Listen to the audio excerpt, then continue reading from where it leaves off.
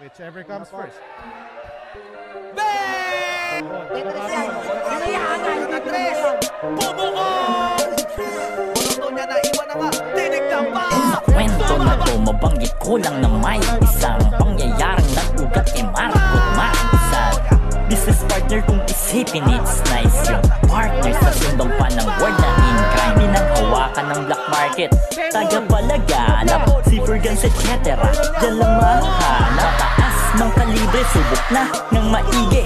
Slogang na buo, now what's money, papers only. Di naglaon, ang susunod naman ang pagtuunan na kasama. Ilang nasa gobyerno na nung pula. Chief Libby, Doki, may engineer, pang-meet ng Irwin Zark, lamin na yang di nakataka-taka ang yugto na nangyari. Naging presidente pa si Marco Binase. Sa influence at connection sa pagkaiba pre, pero ang pinakay ang mali